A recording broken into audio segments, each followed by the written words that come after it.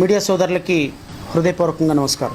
ఈరోజు press meet ఏర్పాటు చేయడానికి ఒక ప్రత్యేకమైనటువంటి కారణం, గత ప్రభుత్వంలో జరిగినటువంటి అత్యంత దుర్మార్గకరమైనటువంటి ఒక ఇన్సిడెంటు డ్రైవర్ సుబ్రహ్మణ్యం అనేటువంటి ఒక యువకుడి యొక్క హత్య.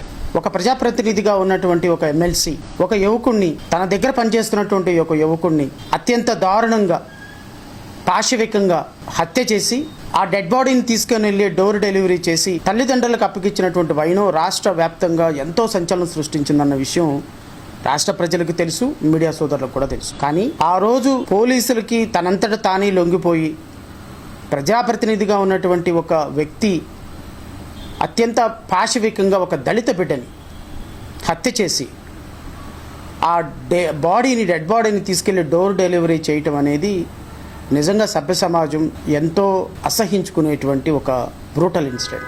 పోలీసుల కథనం ప్రకారం అది అనంతబాబు ఒక ఎమ్మెల్సీగా ఉండి హత్య చేశాడా లేదా, లేకపోతే ఆ శవాన్ని డోర్ డెలివరీ చేశారా లేదా, అవన్నీ పోలీసు విచారణలో తేలాలి, రేపొద్దున న్యాయస్థానంలో తేలాలి. చట్టం ప్రకారం ఒక వ్యక్తి unless proven guilty is considered to be an innocent. ఒక వ్యక్తి నేర నిరూపణ జరిగేంత వరకు కూడా అతను కేవలం ఒక ఆరోపించబడినటువంటి వ్యక్తే తప్ప, నేరాన్ని ఆరోపించబడిన వ్యక్తే తప్ప అంతకుడు కాదు.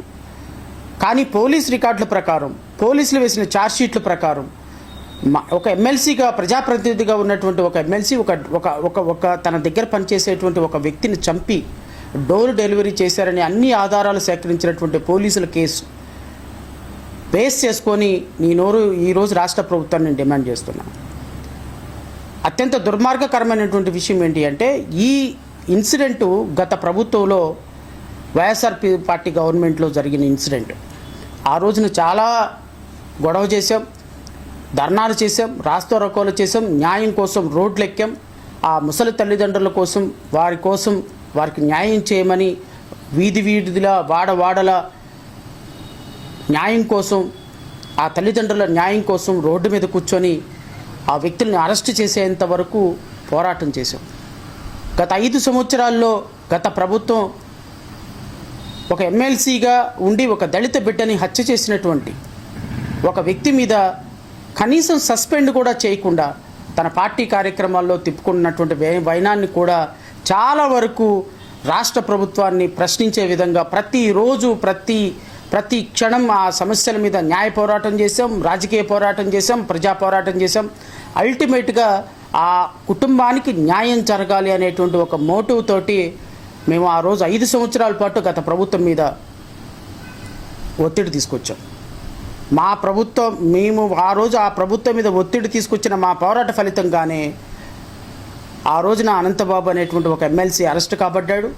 అతని మీద ఛార్జ్షీట్ వేయబడింది. అతను 7 నెలల పాటు సుప్రీంకోర్టుకు వెళ్ళి బెయిల్ తీసుకొచ్చుకోవాల్సిన పరిస్థితి ఏర్పడింది. అయితే అదే కేసుని ప్రామాణికంగా తీసుకొని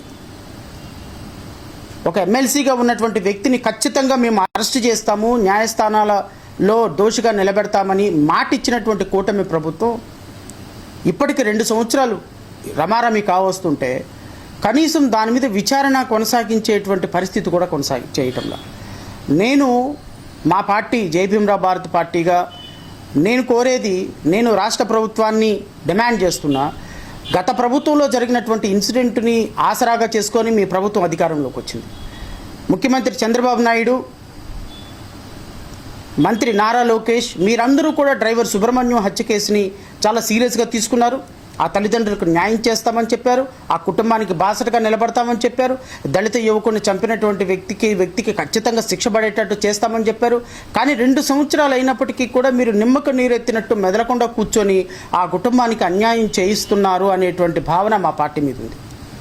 నేను కూటమి ప్రభుత్వాన్ని డిమాండ్ చేస్తున్నా, గత ప్రభుత్వంలో న్యాయం జరగల, కనీసం ఈ ప్రభుత్వంలో అయినా సరే మీరు న్యాయం చేయమని సుప్రీంకోర్టు నిబంధనలకు అనుగుణంగా సెక్షన్ 15A ఆఫ్ SC/ST యాక్ట్కు అనుగుణంగా విచారణ త్వరితగతిన కంప్లీట్ చేసి, నిజంగా అనంతబాబు అనేటువంటి వ్యక్తి ఆ కుటుంబానికి అన్యాయం చేసి సుబ్రహ్మణ్యాన్ని చంపుంటే ఖచ్చితంగా కోర్టులో శిక్ష పడి తీరాలి.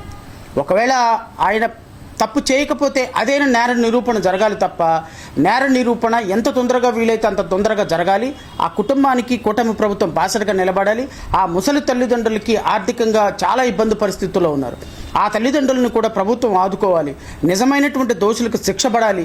చట్టం ప్రకారం ఎవరైతే తప్పు చేశారో వాళ్ళకి శిక్ష పడాలి.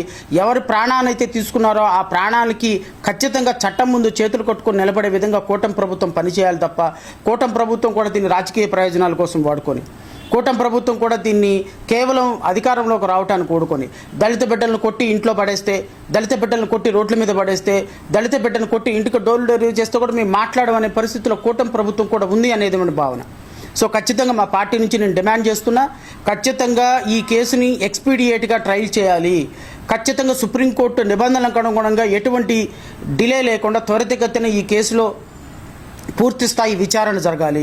పూర్తి స్థాయి విచారణ నిష్పక్షపాతంగా జరగాలి. తప్పు చేసిన దోషులకు శిక్ష పడాలి. తప్పు చేయకపోతే చట్టం నుంచి వాళ్ళు విడుదలయ్యే అవకాశం ఉంటుంది. కానీ గత ప్రభుత్వం పట్టించుకోక, మీ ప్రభుత్వం పట్టించుకోక ఆ దోషులకు శిక్ష ఎలా పడాలండి? నిజమైనటువంటి దోషులకు శిక్ష ఎలా పడాలి? ఆ తల్లిదండ్రులకి బాసట ఎవరు? ఆ కుటుంబానికి బాసట ఎవరు?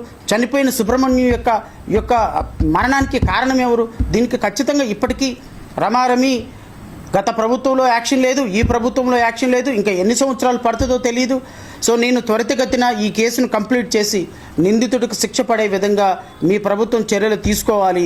తప్పు చేసి ఉంటే ఖచ్చితంగా ఆ వ్యక్తి శిక్షకు అర్హత కలిగించే విధంగా మీ ప్రభుత్వం పనిచేయాలి అని నేను ఈ కూటమి ప్రభుత్వాన్ని డిమాండ్ చేస్తూ, ఒకవేళ ఈ ప్రభుత్వం కనుక శిక్ష వేయించే పరిస్థితుల్లో ట్రయల్ కన్నా కంప్లీట్గా సుప్రీంకోర్టు నిబంధనలకు అనుగుణంగా చేయకపోతే ఖచ్చితంగా మేము ఉద్యమిస్తాం. మా కార్యాచరణ ప్రణాళిక ప్రకటిస్తామని నేను ఈ కూటమి ప్రభుత్వాన్ని హెచ్చరిక జారీ చేస్తాను.